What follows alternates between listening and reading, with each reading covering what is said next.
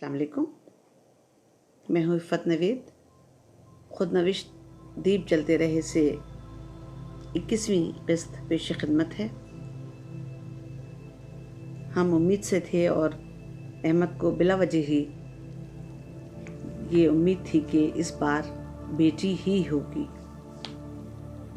और जबकि हमें ये फ़िक्र कि नौकरी के साथ नए बच्चे को कैसे संभाल पाएंगे।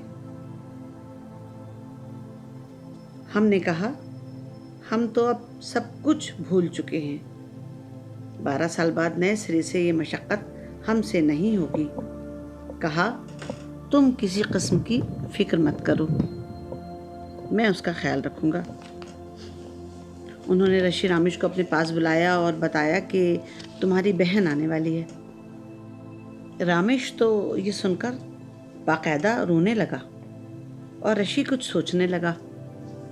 रोने का सबब पूछने पर रामिश ने बताया कि बहन नहीं, भाई चाहिए, बहन उनके साथ बाहर जाकर नहीं खेल सकती। अहमद ने कहा क्यों नहीं खेल सकती?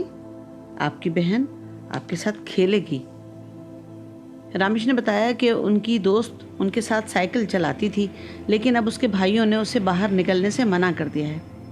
अब वो सबको खिड़की से देखती है। तो क्या हुआ? आप अपनी बहन को कैद मत करना, उसकी खुशी और आज़ादी का ख्याल रखना, फिर देखना वो आपका कितना ख्याल रखेगी। अच्छा नाम बताओ क्या रखें? रामिश सोचने लगा, लेकिन रशी पट से बोला सोबिया। रशी ने तो बहन के लिए नाम तजवीज़ कर दिया, लेकिन अहमद अपने मुर्शिद बाबा सदा हुसैन के नाम पर बेटी का नाम सदा रखना चाहते थे। हमने कहा अगर बेटा हो गया तो? कहा तो भी उसका नाम सदा होगा। हमने पूछा इल्हाम कैसा नाम है? बोले नाम तो बहुत अच्छा है, लेकिन लड़कों वाला है। हमने कहा अगर बेटा हुआ तो यही नाम सोचा है उसके लिए। खुश हो गए। ताकीद की कि इस बार डॉक्टर से अल्ट्रासाउंड करवाते वक्त ज़रूर पूछना कि बेटा है या बेटी। डॉक्टर ने अल्ट्रासाउंड करते हुए पूछा बेटे की ख्वाहिश है या बेटी की? बेटी। और मियाँ को क्या चाहिए? उन्हें भी बेटी चाहिए। अल्ट्रासाउंड के बाद हमने डॉक्टर से इशारे से पूछा बेटी है। डॉक्टर ने मुस्कुराकर कहा। बेटी के तस्वुर से ही दुनिया गुलाबी हो गई थी।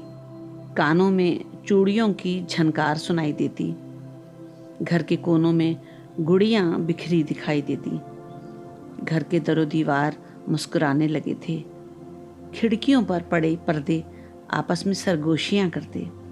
हमल के अय्याम औरत के लिए बड़े कड़े होते हैं, एक एक लम्हा सदी महसूस होता है, लेकिन बेटी की आमद की नवीद ने इन कठिन अय्याम को भी सहल बना दिया था। भाई साहब की तन्हाई दूर करने के लिए इस दौरान कुछ रिश्ते देखे गए और बिलाखिर शादी अंजाम पजीर हुई।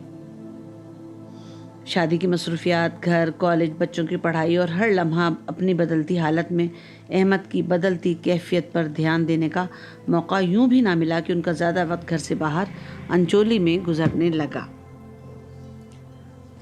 जो हमारे अपार्टमेंट से 5 मिनट की दूरी पर था। जब भी इंजेक्शन की याद दहानी करवाई, कल लगवा लूँगा कहकर घर से बाहर निकल जाती।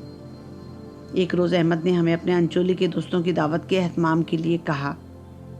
हमने लाख समझाने की कोशिश की कि हमारी मुआशी जिस्मानी हालत और तदरीसी मसरूफियात इस दावत की कतई मुतहम्मिल नहीं हो सकती। इस पर बताया कि ना जाने क्यों सब उन्हें देखते ही अपनी सीटें छोड़कर हंसते हुए भाग जाते हैं। अंचोली में किसी दोस्त या शनासा के घर जाएं तो घर में होते हुए भी अपनी गैर मौजूदगी का कहला भेजते हैं। सब मुझसे न जाने क्यों कतराने लगे हैं। हमने कहा तो आप ना जाएं, घर में रहें। कहने लगे शायद मुझसे ही कोई गलती हुई है, उनकी दावत करके उन्हें खुश करना चाहता हूँ।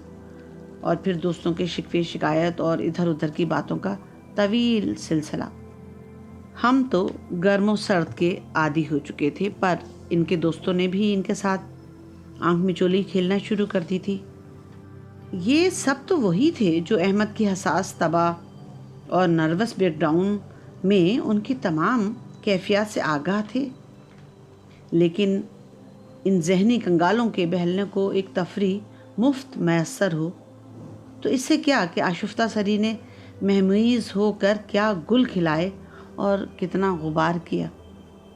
گھر میں نئے مہمان کی آمد کی خوشی، دوسری طرف ان کی تیزی سے بگڑتی ذہنی کیفیت کی یہ افتاد اچانک ہم پر وارد ہوئی تو کچھ سمجھ نہ آیا۔ دعوت کے اہتمام کے سوا کوئی چارہ نہ تھا۔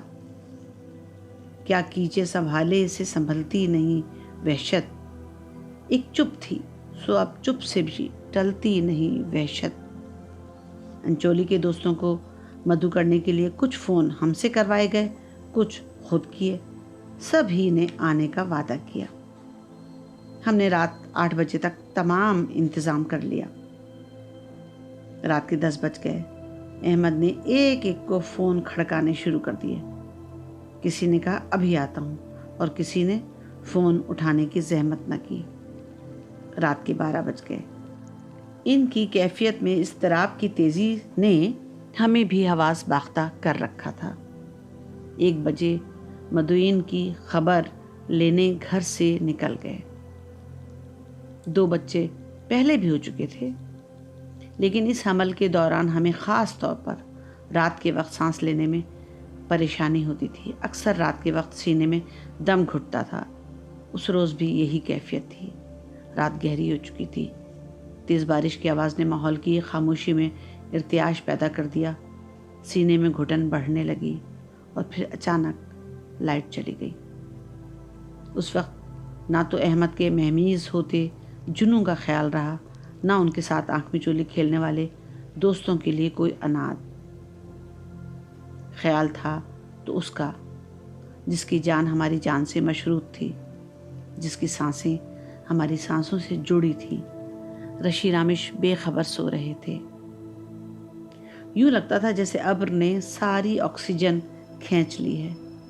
گھر کی ساری کھڑکیاں کھول دی اور خود ایک کھڑکی میں منہ نکال کر بیٹھ گئے۔ بارش کا پانی کمرے کے اندر آنے لگا، مگر ہوا کو جیسے کسی نے آسمانوں میں قید کر لیا تھا، یا ہماری گھٹن بڑھ گئی تھی۔ ایسا محسوس ہو رہا تھا کہ سانس کی نالیوں میں کوئی گولا پھنسا ہے جو ہوا کو سینے کے اندر جانے نہیں دیتا۔ ایسا اٹیک 1-2 بار پہلے بھی ہو چکا تھا، مگر آج اس کی شدت بہت زیادہ تھی۔ بارش تھم چکی تھی۔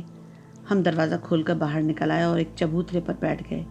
کھلی فضا میں سانسوں نے بحال ہونا شروع کیا۔ کچھ دیر بعد لائٹ آ گئی۔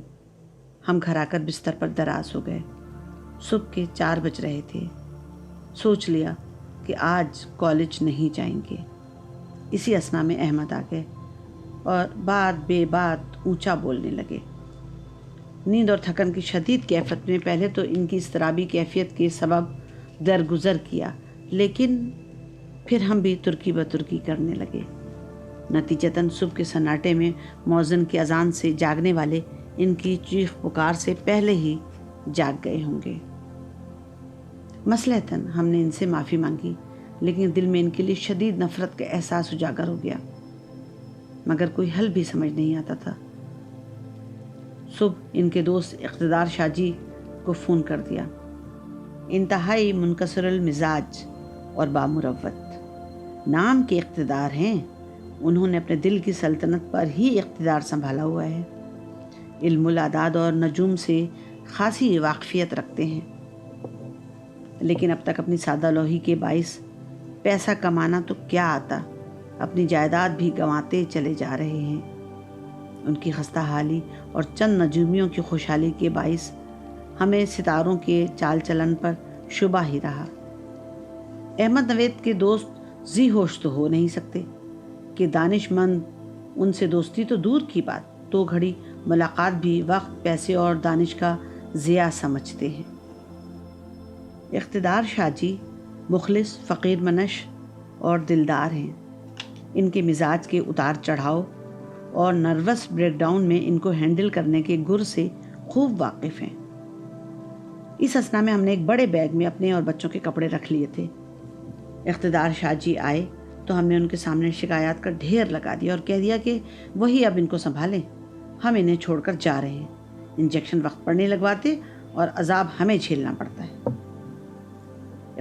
اقتدار شاہ جی کہنے لگے، میری بیوی بھی مجھے چھوڑ کر چلی گئی ہے، کیونکہ زحل مشتری کے گہن میں ہے۔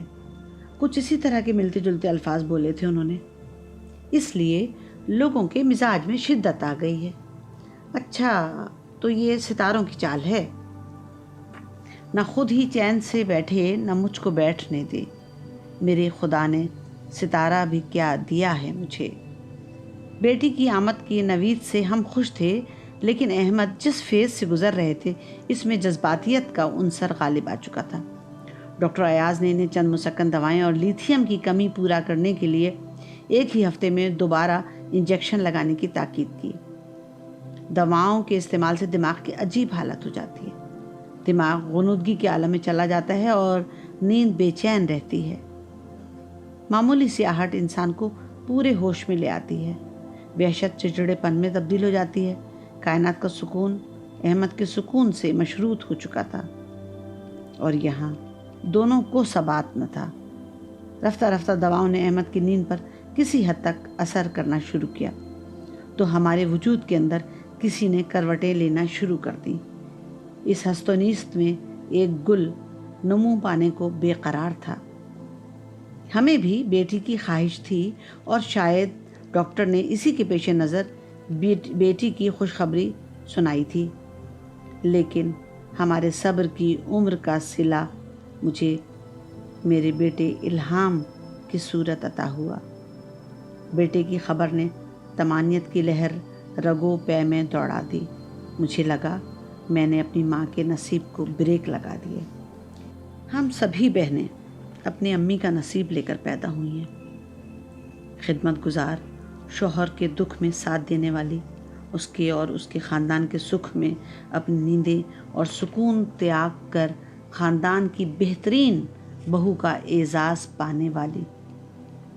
بیٹیاں ماں کے عمل کو آنکھوں میں بسا لیتی ہیں۔ بہت ہی اچھا ہوا بیٹی نہیں ہوئی، جو ہم پہ گزری سو گزری، تقلید کا سلسلہ تو موقوف ہوا۔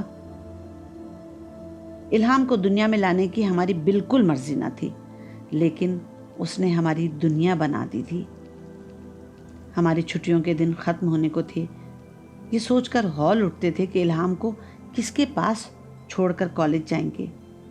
ہم نے احمد کے کہے کو کہ وہ نوکری کریں گے اور ہم بچے سنبھالیں گے بالکل بھی سنجیدگی سے نہیں لیا تھا۔ الہام کی پیدائش کے بعد ان کی طرف سے جملے میں معمولی ترمیم کر دی گئی تھی کہ ہمیں پریشان ہونے کی ضرورت نہیں، وہ الہام کی بہت اچھی دیکھ بھال کر سکتے ہیں۔ دعوے پر ہمیں کامل یقین تھا، مگر ان کے گلے جو دو بلائیں سگریٹ اور شاعری کی صورت میں لپٹی تھیں، ان کی چال بازیوں کی وجہ سے ہم یہ رسک نہیں لے سکتے تھے۔ ایک ایسی بے حس کہ جب تک احمد کے منہ کو لگی رہتی ہم سلگتے رہتے۔ اس کا دھواں ایسا وسیع ظرف کہ گھر کے کونوں کھدروں سے نکلنے کے بجائے سانسوں میں شامل ہو کر پھیپڑوں میں کنڈلی مار کر بیٹھ جاتا ہے، اور دوسری نے انہیں ذات اور کائنات کے دکھوں میں مبتلا کر کے ایسا زود رنج کیا کہ تمام عمر بس ایک آہ کھینچتے گزری، تمام عمر بس ایک آہ کھینچتے گزری، نہ زخم بھرتے نہ ان کو شمار کرتے ہوئے۔ خیر، ان چھٹیوں کے دوران بیبی سیٹرز کی تلاش اور انٹرویوز جاری رہے۔ کچھ ایسی ستی ساوتری تھیں جو جوان جہان مرد کے ساتھ ایک نحیف بچے کی چند گھنٹوں کے لیے نگہداشت کو تیار نہ تھیں، اور کچھ ایسی حرافائیں بھی تھیں جنہیں جوان جہان مرد کی موجودگی سے کوئی فرق نہ پڑتا تھا۔ ہمیں ان کی یہ دیدہ دلیری ایک آنکھ نہ بھائی۔ صاف ستھری ذہین لڑکی جس کی حال ہی میں شادی ہوئی تھی اپنے میاں کے ساتھ آئی۔ میاں نے ہمارا انٹرویو لیا اور مطمئن ہو کر اسے ہمارے پاس چھوڑ کر چلا گیا۔ سمینہ سرائکی تھی، لیکن لہجہ بڑا صاف اور مہذب تھا۔ بڑی ہوشیاری سے بچے اور گھر کو سنبھالا۔ بچے کے سونے کے دوران اس نے سالن روٹی بنانے کے ساتھ گھر بھی صاف کر لیا اور مقررہ معاوضے پر بھی معترض نہ ہوئی۔ وہ جانے لگی تب ہم نے اس کی توجہ اپنے سوئے ہوئے شیر شوہر کی جانب دلائی کہ ہمارے مجازی خدا ہیں، کاغذ سیاہ کر کے بستر پر ٹک سو جاتے ہیں، دن کی سفیدی میں ان کا دخل بستر تک ہے۔